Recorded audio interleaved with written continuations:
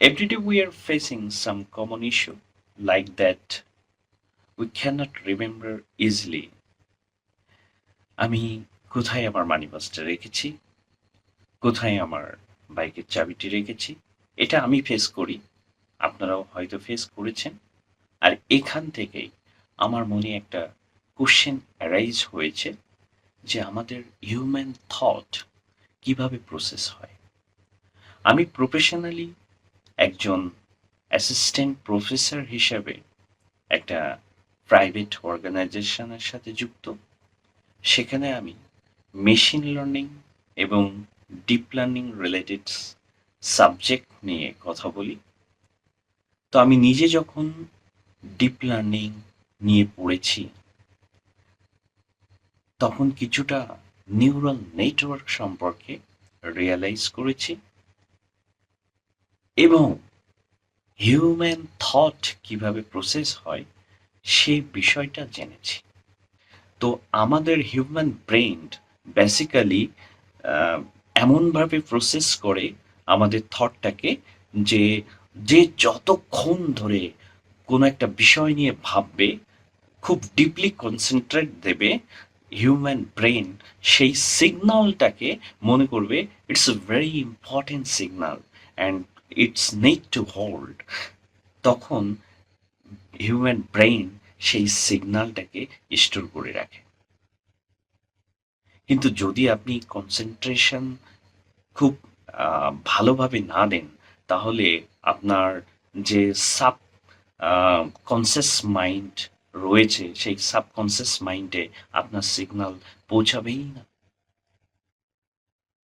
আপনার temporary memory তখন ওটাকে সারফেস ইনফরমেশন বা খুব সেন্সর ইনফরমেশন হিসেবে কাউন্ট করবে। ডিপলি থিঙ্কিংই করবে না, ডিপলি প্রসেসই হবে না।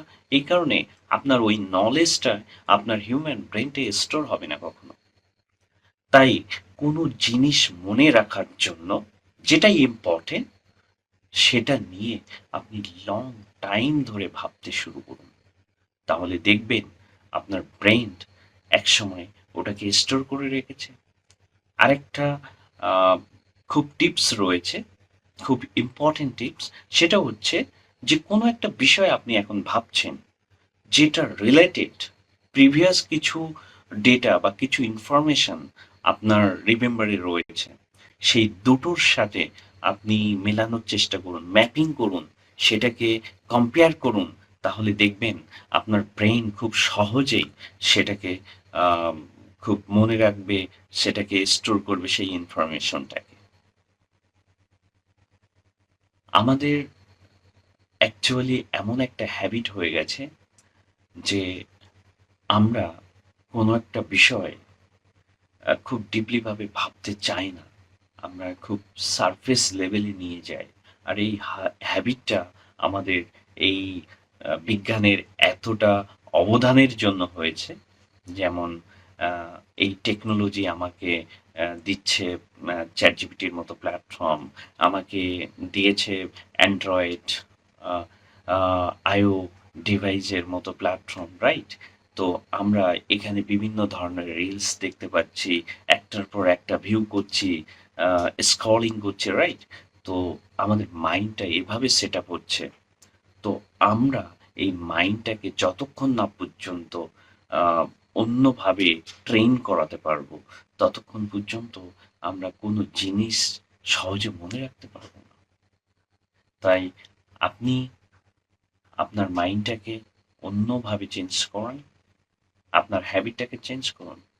কোনো একটা হ্যাবিট আপনি যখন চেঞ্জ করবেন, তখন কমসে কম আপনাকে 3 উইকস সেই হ্যাবিটটাকে প্র্যাকটিস করতে হবে। আপনি প্র্যাকটিস করুন, তাহলে দেখবেন যে আপনার কনসেন্ট্রেশন লেভেল, আপনার মেমোরি পাওয়ার অনেকটাই বুস্ট আপ হয়ে যাচ্ছে। আরেকটা বিষয় হচ্ছে আমাদের হিউম্যান ব্রেনের যে কর্টেক্স, সেটা ভিজুয়ালাইজেশন এর সাথে যদি কোনো শব্দ প্রেরণ করেন, তাহলে খুব সহজেই ক্যাপচার করতে পারে, সহজেই হোল্ড করে রাখতে পারে। এটাকে বলছে আপনার ডুয়েলিটি। বুঝতে পেরেছেন? ডুয়েলিটি কোডিং। তো এটা আপনি প্র্যাকটিস করতে পারেন। যদি কোনো একটা বিষয় আপনি নতুন কোনো বিষয় পড়ছেন, সেই বিষয় সম্পর্কে ভিজুয়ালাইজ করুন। একটা ইমেজ দেখে সেখান থেকে ইনফরমেশন কালেক্ট করুন। সেই ইনফরমেশন আপনার ব্রেইনে খুব সহজেই স্টোর হবে। তাই আমরা কি জানলাম?